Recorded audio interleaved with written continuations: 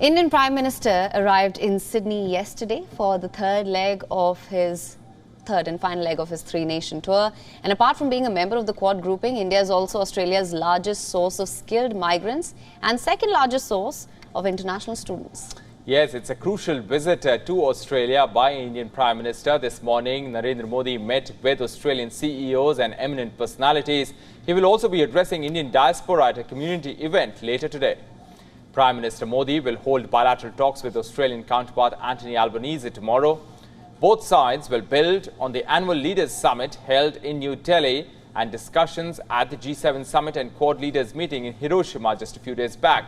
The leaders will likely focus their deliberations on trade and investment, people-to-people links, renewable energy and defence and security cooperation.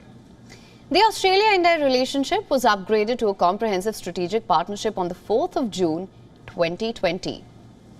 In 2021, India was Australia's sixth largest two-way goods and services trading partner and fourth largest goods and services export market.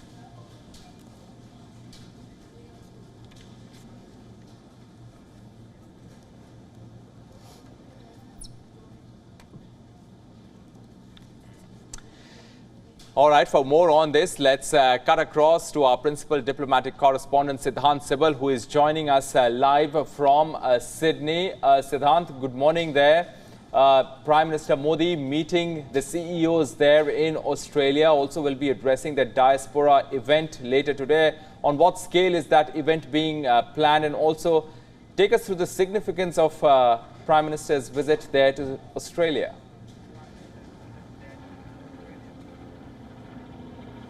Well, the Indian Prime Minister Narendra Modi's visit is underway here in Australia, and of course the big focus today is the diaspora event.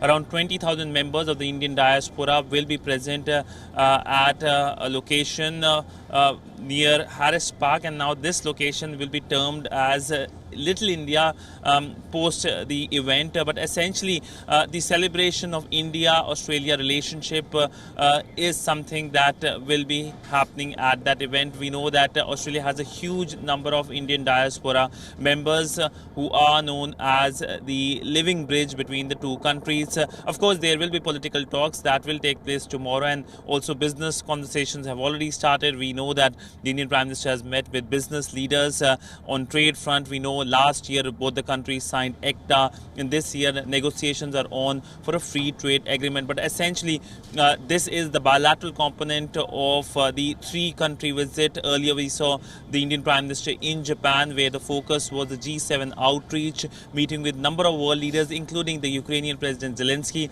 and in the Pacific, a focus on how New Delhi is reaching out to the Pacific countries, which are seen as the heart and soul of the Indo-Pacific vision.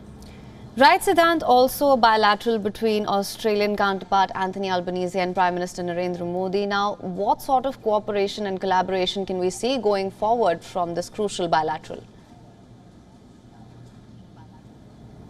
Well, the bilateral happens on Wednesday here in Sydney, and remember that both countries share a lot of convergences in almost every sector possible: defense and security, trade, people-to-people linkages, education. In fact, the first foreign universities to open campuses in India are Australian universities. So essentially, there are a lot of convergences in this relationship. This relationship is seen as a win-win for both the countries, even though there are some thorny issues which includes Khalistani extremism here in Australia. There has been a worry regarding they indulging in act of violence during the visit. Before that, we have seen how they have been indulging in violence and defacing Hindu temples, something that the Indian Prime Minister has publicly raised concerns. And yesterday when the MEA pre-C happened here, a question was asked from WION whether this will be coming up during the discussion. So the Foreign Secretary, of course, pointed out that this is an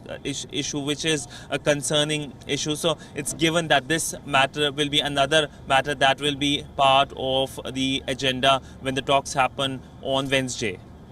Right. Well, Siddhant, thank you so much for bringing us the latest on this. We will, of course, continue to track the developments closely.